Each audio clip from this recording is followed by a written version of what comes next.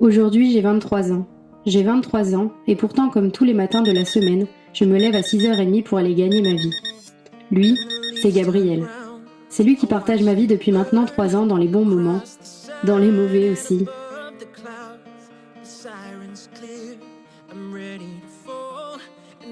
Elle, c'est Léa. C'est ma meilleure amie. On a tout partagé ensemble. Les cours, les rires, les pleurs, les soirées, la picole, les mecs, et plein d'autres choses qu'on aurait pu regretter. Notre devise ? La vie est trop courte pour se faire chier un samedi soir. Bref, nos plus grosses conneries sont aujourd'hui nos plus beaux souvenirs. Dans notre bande de potes, il y a aussi Chloé, Mathilde et Alice. On est inséparables. J'ai une vision assez optimiste de la vie. Se contenter de peu et se réjouir de chaque chose. La joie de vivre, on en trouve dans tout ce qui nous entoure, dans chaque détail, chaque petite chose de la vie quotidienne. Pour percevoir toutes ces choses, il suffit juste d'avoir le bon point de vue. Alors comme je vous disais, aujourd'hui j'ai 23 ans et aujourd'hui je vais travailler.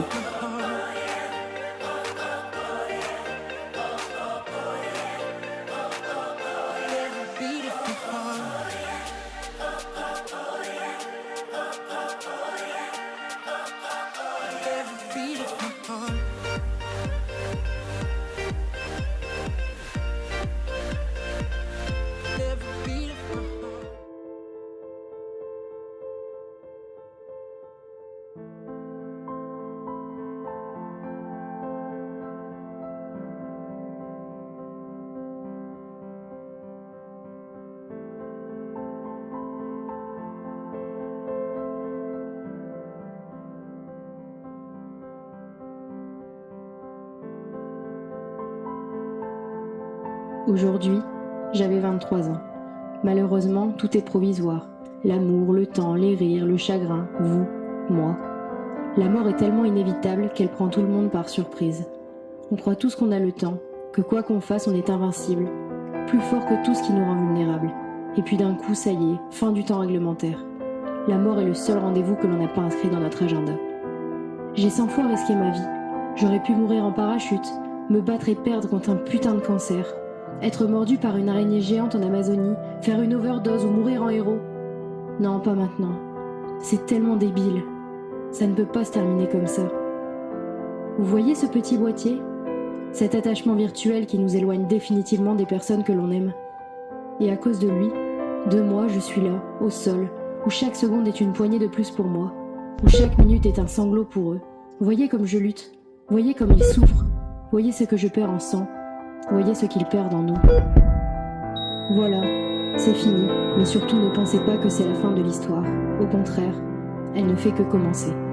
Parce que le plus difficile dans la mort, c'est tout ce que vous laissez derrière vous. Le dictionnaire définit le chagrin comme une intense souffrance mentale, ou une détresse due à une peine ou une perte, une douleur aiguë, un douloureux regret.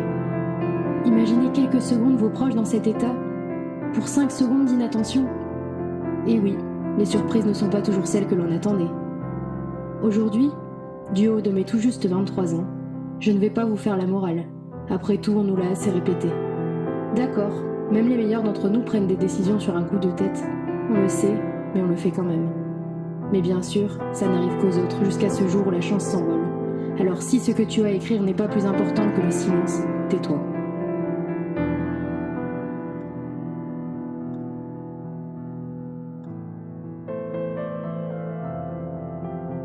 Mon plus gros handicap n'est pas d'être en fauteuil, mais d'avoir perdu mon fils et mon mari.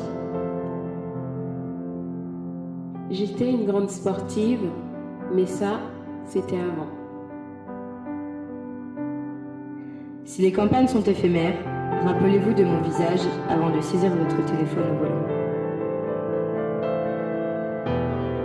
Ça n'arrive qu'aux autres. Ce jour-là, l'autre, c'était moi.